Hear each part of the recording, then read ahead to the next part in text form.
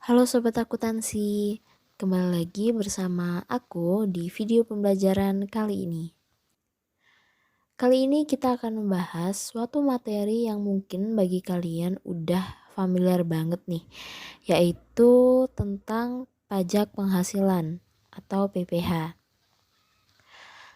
Selanjutnya apa sih PPh itu? Jadi, pajak penghasilan adalah pajak yang dikenakan terhadap orang pribadi atau perseorangan dan badan berkenaan dengan penghasilan yang diterima atau diperolehnya selama 1 tahun pajak. Nah, untuk pajak penghasilan itu mencakup hal-hal berikut ini ya teman-teman. Yang pertama mencakup tentang subjek pajak. Yang menjadi subjek pajak penghasilan yaitu yang pertama ada orang pribadi, yang kedua warisan yang belum terbagi, yang ketiga bentuk usaha tetap, dan yang terakhir badan. Nah, untuk subjek pajak penghasilan ini sendiri terdiri dari subjek pajak dalam negeri dan subjek pajak luar negeri.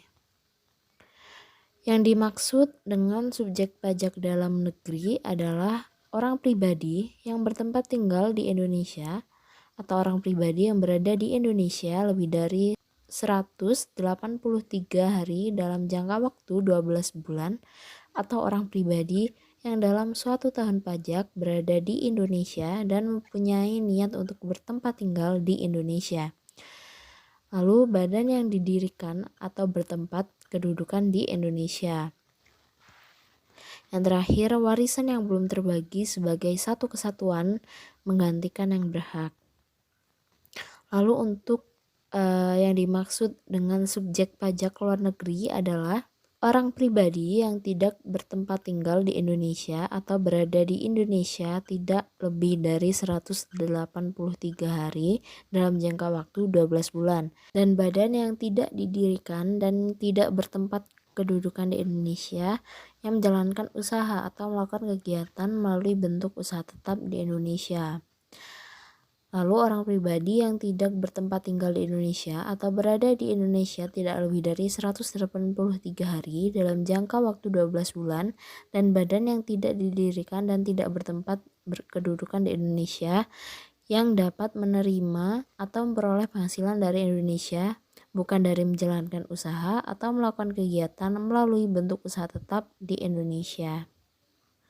Lalu apa aja sih yang tidak termasuk subjek pajak?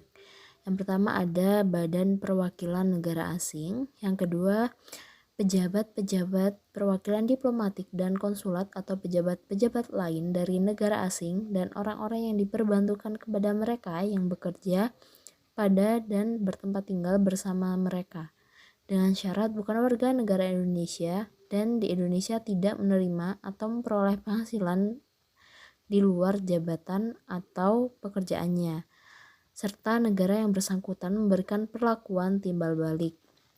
Yang ketiga, organisasi-organisasi internasional yang ditetapkan dengan keputusan Menteri Keuangan dengan syarat Indonesia menjadi anggota organisasi tersebut dan tidak menjalankan usaha atau kegiatan lain untuk memperoleh penghasilan dari Indonesia selain memberikan pinjaman kepada pemerintah yang dananya berasal dari iuran para anggota. Lalu yang keempat, pejabat-pejabat perwakilan organisasi internasional yang ditetapkan dengan keputusan Menteri Keuangan dengan syarat bukan warga negara Indonesia dan tidak menjalankan usaha atau kegiatan atau pekerjaan lain untuk memperoleh penghasilan dari Indonesia. Oke, selanjutnya mengenai pembahasan tentang objek pajak penghasilan.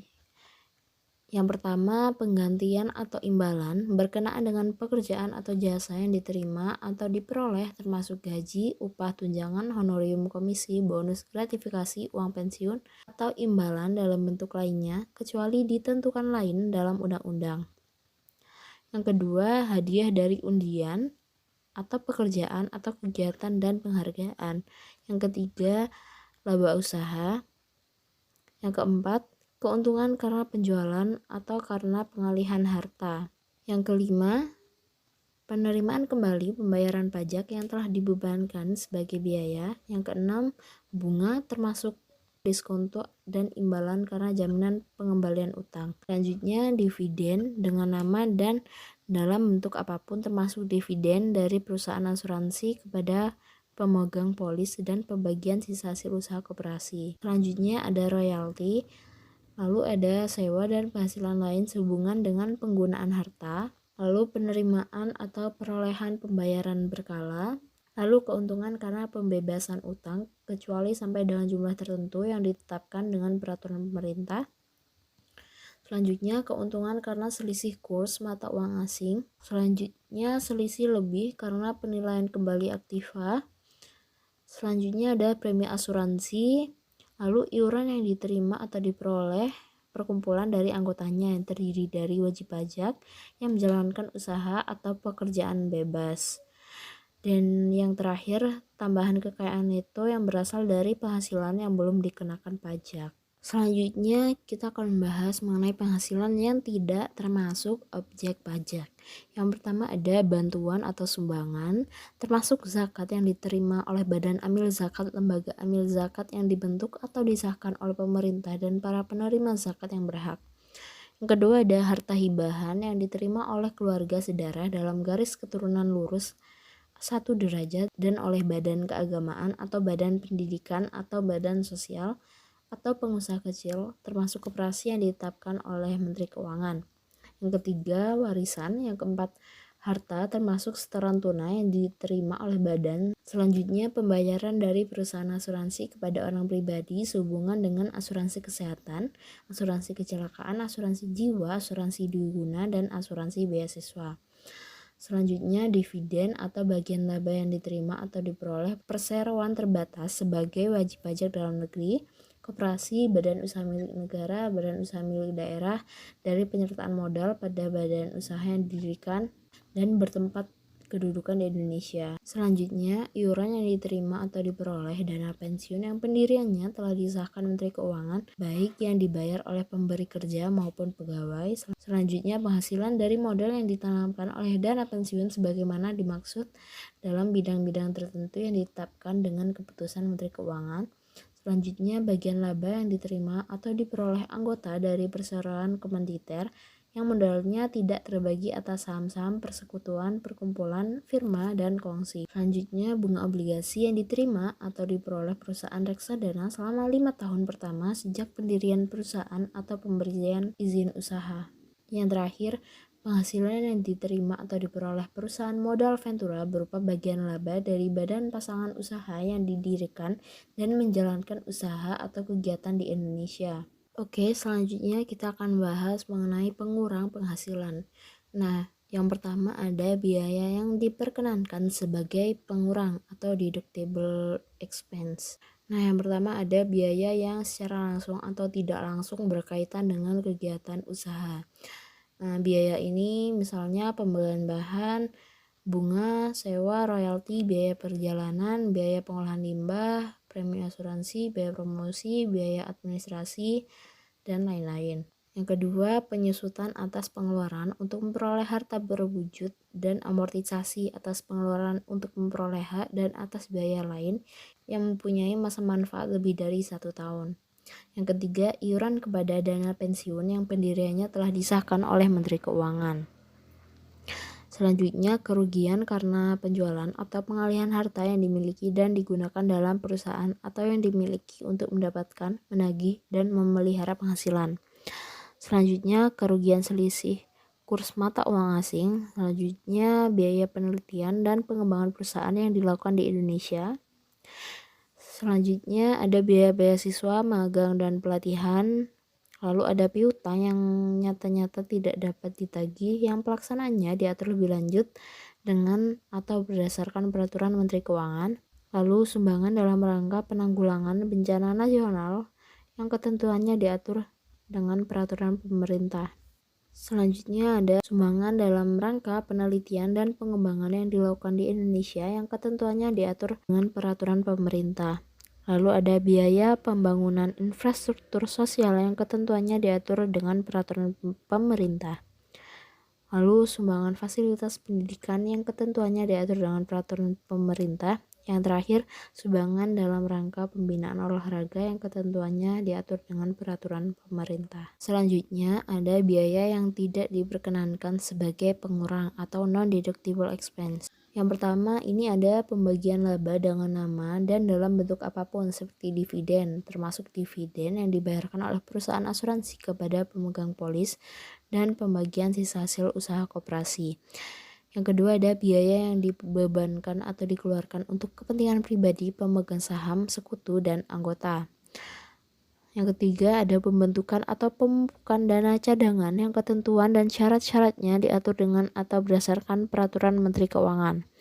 Yang keempat, premi asuransi kesehatan, asuransi kecelakaan, asuransi jiwa, asuransi dwiguna, dan asuransi beasiswa yang dibayar oleh wajib pajak orang pribadi, kecuali jika dibayar oleh pemberi kerja dan premi tersebut dihitung sebagai penghasilan bagi wajib pajak yang bersangkutan. Yang kelima, penggantian atau imbalan sehubungan dengan pekerjaan atau jasa yang diberikan dalam bentuk natura dan kenikmatan, kecuali penyediaan makanan dan minuman bagi seluruh pegawai, serta penggantian atau imbalan dalam bentuk natura dan kenikmatannya di daerah tertentu, dan yang berkaitan dengan pelaksanaan pekerjaan yang diatur dengan atau berdasarkan peraturan Menteri Keuangan. Yang keenam, jumlah yang melebihi kewajaran yang dibayarkan kepada pemegang saham atau kepada pihak yang mempunyai hubungan istimewa sebagai imbalan sehubungan dengan pekerjaan yang dilakukan. Yang ketujuh, harta yang dihibahkan, bantuan atau sumbangan dan warisan. Yang kedelapan, pajak penghasilan. Yang kesembilan, biaya yang dibebankan atau dikeluarkan untuk kepentingan pribadi wajib pajak atau orang yang menjadi tanggungannya.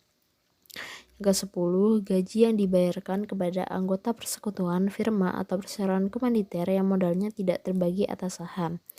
Dan yang terakhir, sanksi administrasi berupa bunga, denda, dan kenaikan serta sanksi pidana berupa denda yang berkenaan dengan pelaksanaan perundang-undangan di bidang perpajakan. Selanjutnya, dalam pajak penghasilan ini terdapat tarif PKP atau tarif penghasilan kena pajak. Untuk tarif PKP terbaru yaitu penghasilan 0 sampai 60 juta rupiah mendapatkan tarif 5%, penghasilan 60 juta rupiah sampai 250 juta rupiah mendapatkan tarif 15%, penghasilan 250 juta rupiah sampai 500 juta rupiah mendapatkan tarif 25%, penghasilan 500 juta rupiah sampai 5 miliar mendapatkan tarif 30%, dan di atas 5 miliar mendapatkan tarif 35%.